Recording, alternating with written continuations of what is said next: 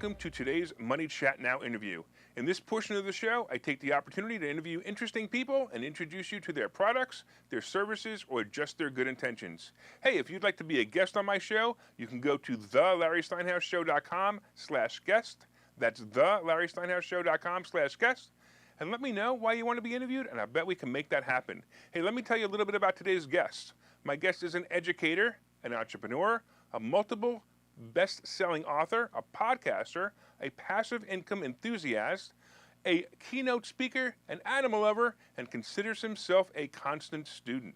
My guest feels that students are often overloaded with a wide range of subjects, tests, quizzes, papers, and other projects with different types of assignments, with different teachers and different teaching styles, books to read, websites to log on to, grading rubrics to be aware of, classrooms and class schedules, not to mention all of the out-of-school commitments. So he has some suggestions for parents and students. So let me introduce you to my guest, Stephen Greene, who considers himself the success doctor.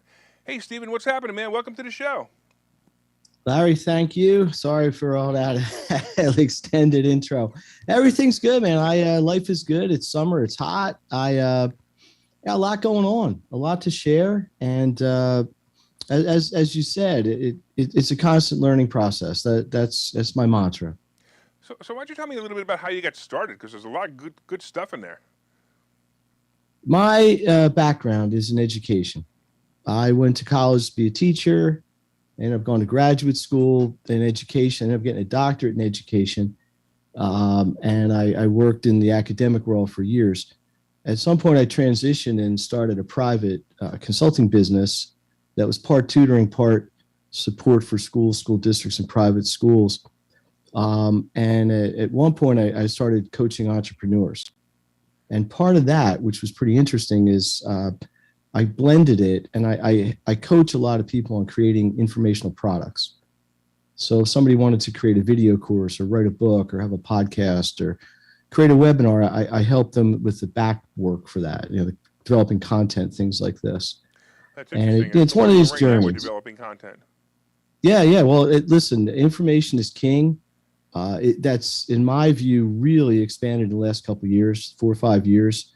The way the technology is so accessible now, the quality, the ability to deliver really good content in high production values is at almost no cost, has really made it simple. So anybody who's got something to say, regardless of your topic, there's no gating factor anymore, at least in terms of cost and accessibility. But to kind of wrap it around, to be more pertinent to what we're talking about 6 years ago, somebody came to me and wanted to write a book about passive income. And I said, great, let's do it. And honestly, they weren't really very organized. They had a lot of ideas. They had no idea to put them all together. Right. So we ended up co-authoring the book because I was always a good writer, and they had some ideas. But it really opened my eyes to the whole idea. Making money without really working. Of course, you got to have investment somewhere to do it. And that kind of put me on this whole mission. I think that's where our two worlds have collided in a positive way. And that's really become a passion of mine. So between working with the academic side still, the entrepreneur side, and the passive income stuff, it's a lot of different interesting things going on. So let me ask you a question. Do you consider yourself a technician? Are you setting up people's websites and their webinars? No. Or are you suggesting how they do it and helping them with just the content? It's content and organizing content. In my academic experience, my administrative experience, I was a curriculum development person and a evaluator. So I professionally trained to say, okay, we need to teach A, B, and C. What's the best way to put it together, pace it, have breaks where people can make sure they understand it, such and such. So when people were approaching me, had these ideas, but they were nebulous. Well, I want to write a book about this, or I want to create a webinar about this. Well, they would just start talking, and they didn't have any framework. There was no crescendo. There were none of the things that somebody who was an academic would do. So all the academics know how to do that, but they don't really have. There's typically experts in one narrow niche, like math or history or what have you. So that's really where the blend is. I consider myself a consultant in the sense that I'll say, look, Larry, what do you want to write a book about, or what do you want to create a product with, and you'll say blah, blah, blah, blah, and I'll say, all right, let me show you what to do. Let's work on it together. And then it's your product. I'm basically helping you put it together. This may not be the case for you as an individual, but collectively. No, it's okay. So are you creating PowerPoints for people and things like that, or they're just giving the content, you're putting in order, and you say, okay, go create your own PowerPoint? The most popular, we start with scripts. And the scripts can be complicated or simple depending on the project. And then it's up to the person. There's about 9 different verticals you can go into. You can just write a traditional book, an ebook, an audio book, a webinar, a video class, a podcast, and you can make one and then repurpose it into all of them. Right. So, but typically I tell people to start with one, but the script is the foundation. So if somebody, I just work with somebody who's an animal groomer. They're trying to create a course so people can buy it and groom their own animals. Okay. So we created a script. Now they started with a video class. Now we're turning it into an ebook and eventually probably into an audio book. So do you teach them how to make the videos correctly, or you just say, hey, grab your iPhone and start making videos? Do you have a special videographer that you use? I have professional people I refer to, if they're local at least. I don't have like a connection all around the country, and I work with people internationally. But if somebody gets the right lighting and maybe invests in a little bit of an external mic, a phone actually works pretty well at this point. Right. They didn't used to, but now they do. Some of the newer phones have really excellent video capability, as long as you have a directional mic somewhere, like a little cavity mic or what have you. I don't really, I kind of draw the line at telling them what to do and how to produce it. I'm not going to sit there necessarily and make videos with them, although I'll critique them. But sometimes if I really feel a project warrants it, or I know the person really doesn't have the capability of doing it on their own well, or they don't have a budget to hire a professional, I'll get involved in it. Because in the end, the ability to produce high quality end products is so easy that you could have fantastic content, but if your sound is muffled or your lighting is terrible, or it cuts in and out, or you post it into a website that nobody can find, or you can't figure out how to get people a subscription to it. So there's technical things that you just need essentially to be an online marketer or an online educator. That's essentially what it's coming down to. That's not really where I want to spend my time, but I end up doing it more than I want to because I like to see these projects come to fruition. Sure. And that's part of it. So what do you? So I have a curious question for you, because I do a show every day. You're on it right now, and I transmit to Facebook, LinkedIn, YouTube, Twitter. Am I missing anything? I'm an old guy, man, so I don't really get TikTok, but everybody's telling me TikTok is super hot. Yeah, I've heard that too. I don't know how to even use the thing. I mean, I watch video. By the way, I get sucked in.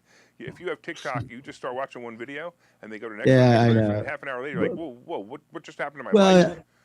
I think it's a manifestation that I don't want to generalize, but I think I'm going to have to generalize that everything is soundbite. We live in a soundbite world, right? Sure.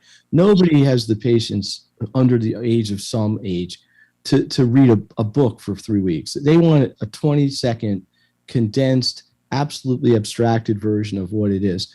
And because it's morphed and it's merged so completely with their social lives and their personal lives, people find this a completely, perfectly fine way to get all their information.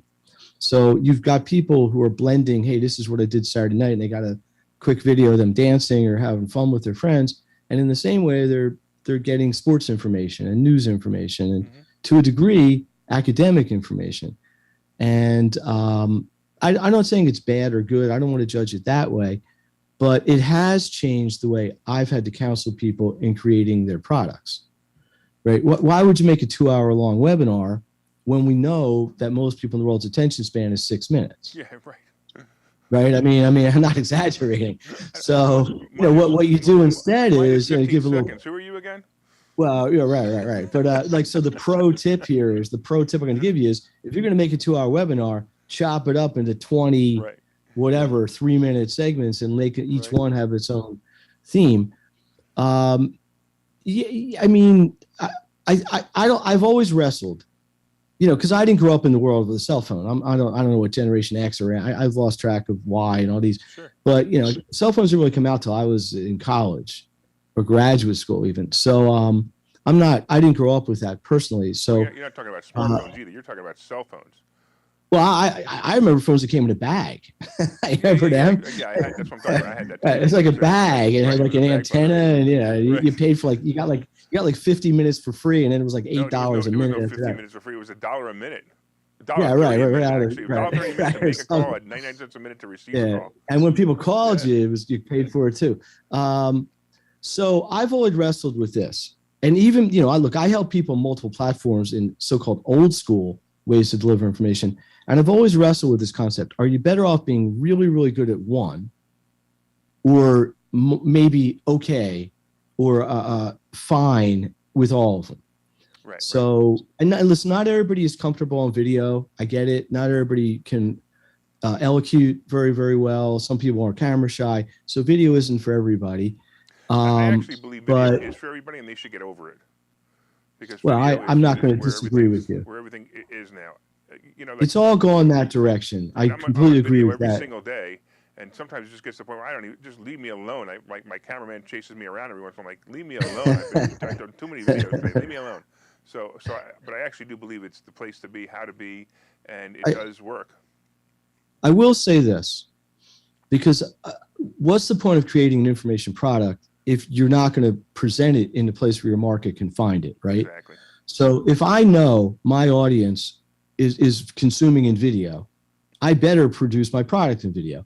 If I know my target audience is consuming by reading, I might blog, or I might write a book, or if I know they're going to do it while they're driving in a car.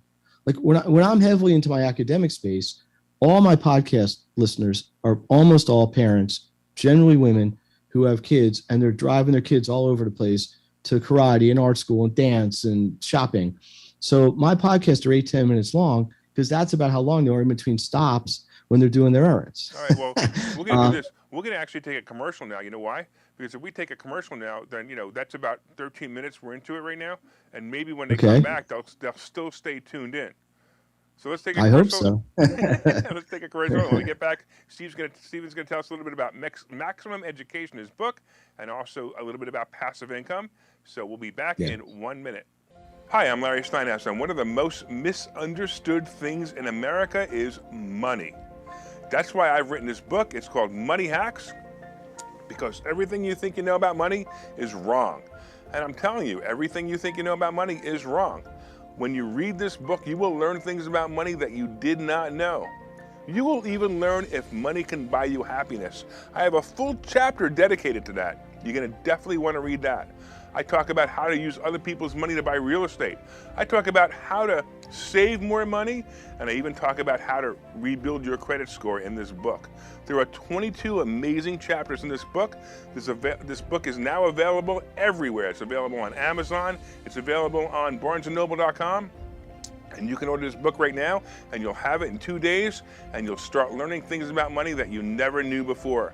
So order the book right now. Go to Amazon, go to barnesandnoble.com, and order the book, Money Hacks by Larry Steinhaus.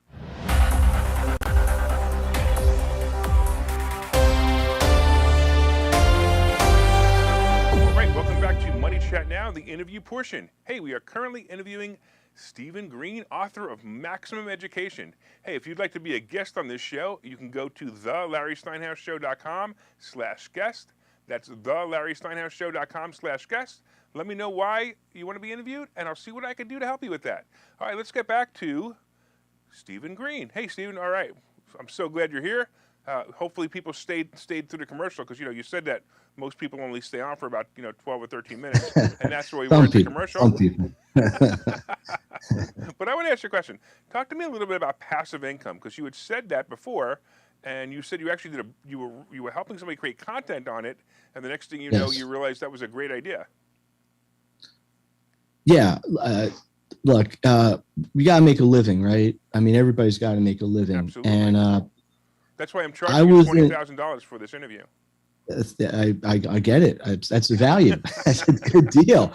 I was in a profession where I was basically trading time for money.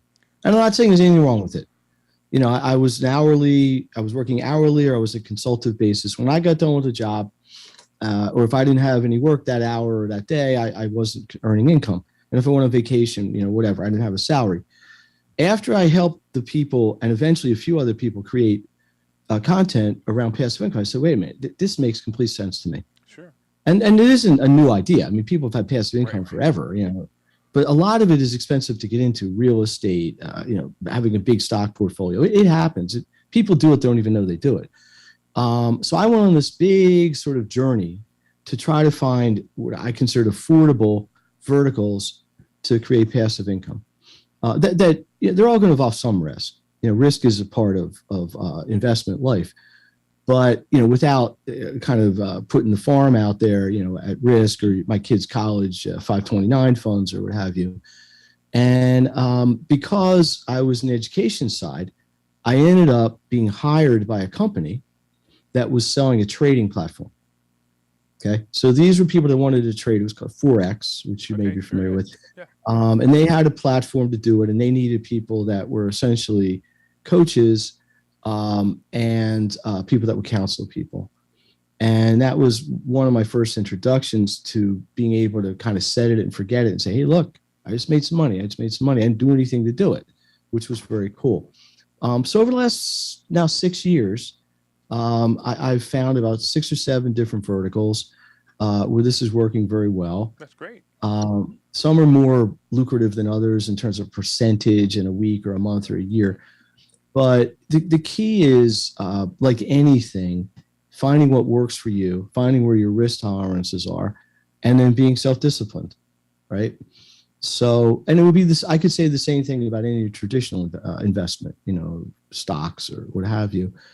But I think the beauty of it is that once you find a good path and once you find things that work, and this is your wheelhouse as well, it's a matter of then just throttling and getting bigger and bigger.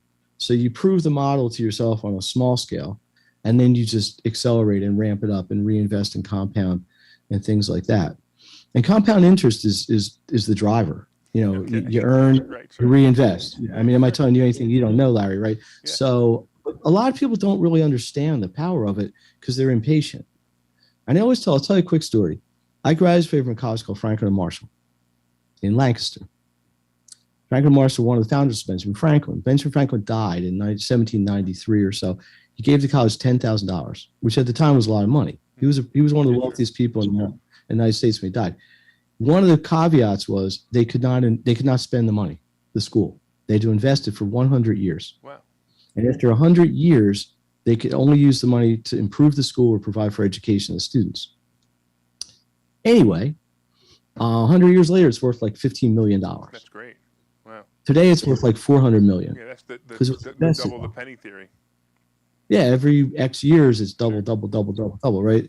Yeah. They now use that to fund scholarships. They've built buildings with it. So one $10,000 investment, granted over a long time horizon, has helped thousands of people because it was invested wisely. There's more to the story, but I think everybody got the point.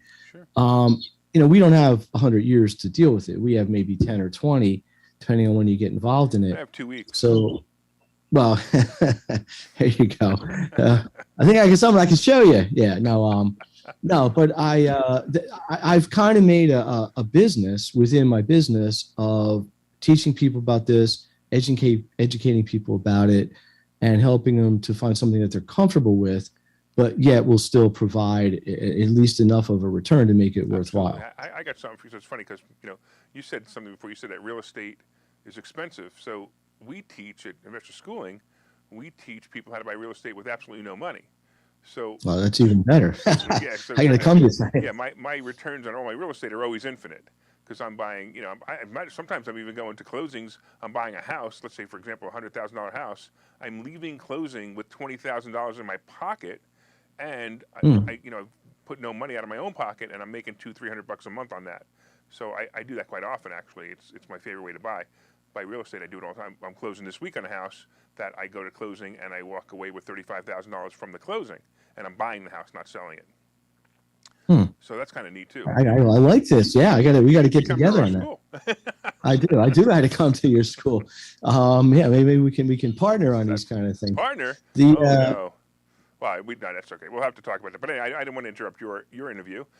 no, that's the idea. So Go on. what is the best way that you've come up with of, your best way? You said you have 6 or 7. Which is your favorite passive income at the moment? Two I like are anything having to do with precious metals, Okay.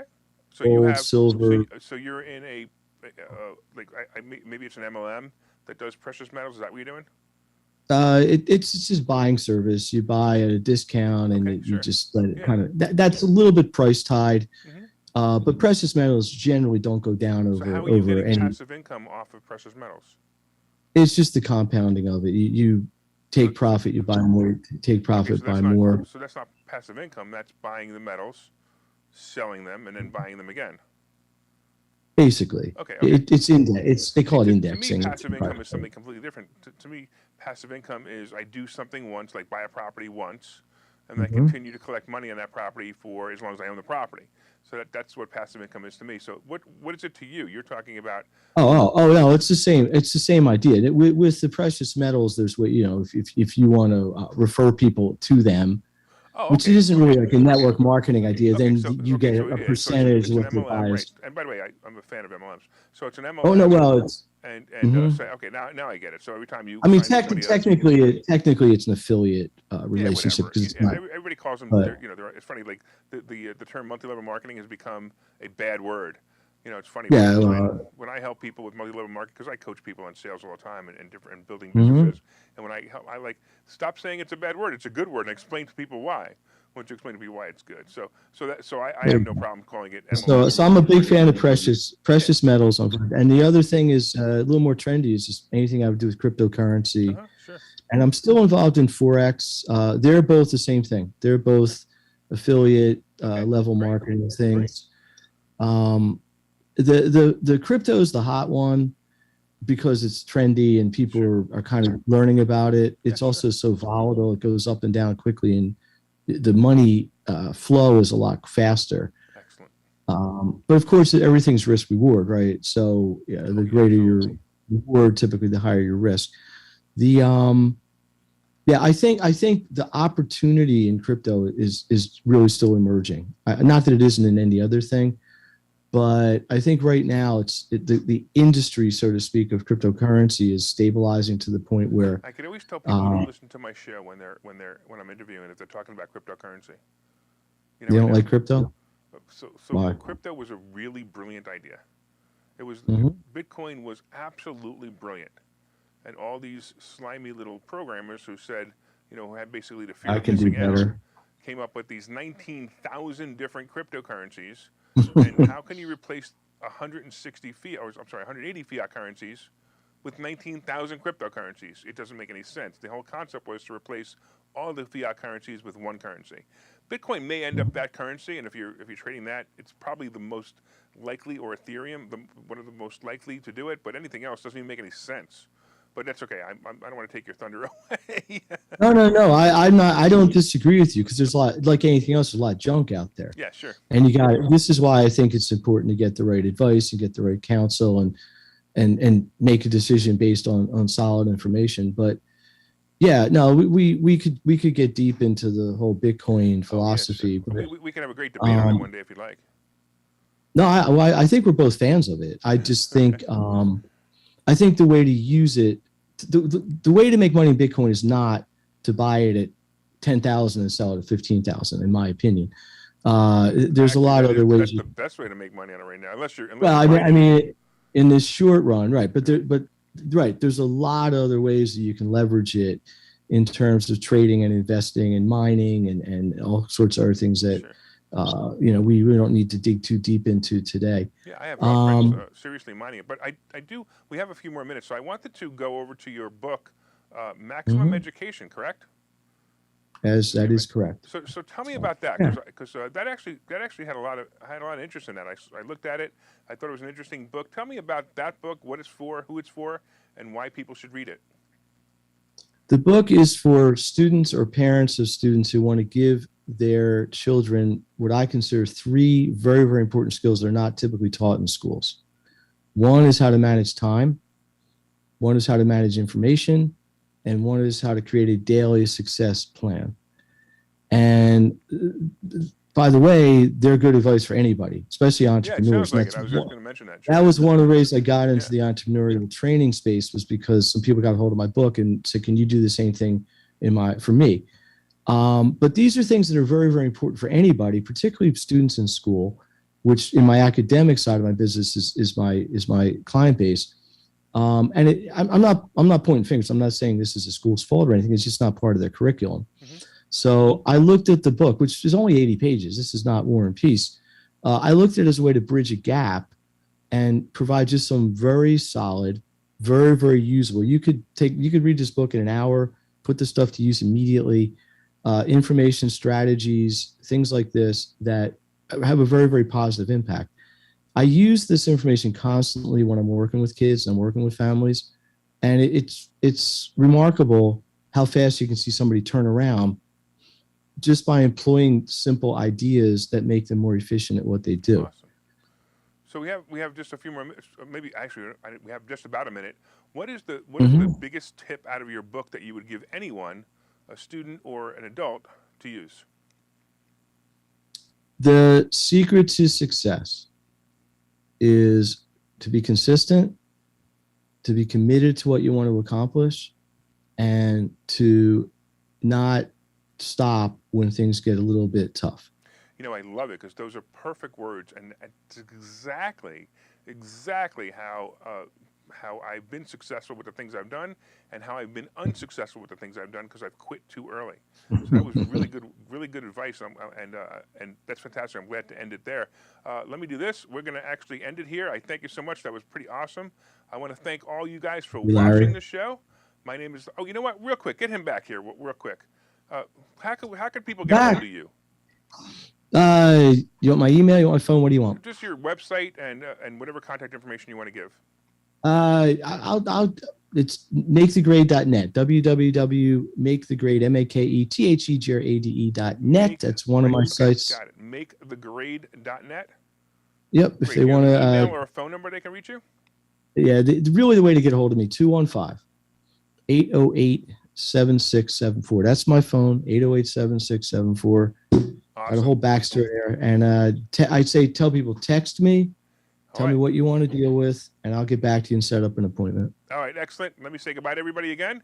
Hey, I want to thank once again, I want to thank you all for watching the show. My name is Larry Steinhaus. I am the host of Money Chat Now. Money Chat Now is live every morning at 7:30 a.m., and you can find us on Facebook. You can find us on LinkedIn, Twitter, YouTube, and any other social media site you'd like. If you'd like to be a guest on our show, you can go to thelarrysteinhausshow.com/guest. That's thelarrysteinhausshow.com/guest. Let us know why you want to be interviewed, and we'll see what we can do for you. All right. I want to thank you, everybody, for watching, and I also especially want to thank Stephen Greene, the Success Doctor. Hey, we hope you'll tune in again and make it a profitable day.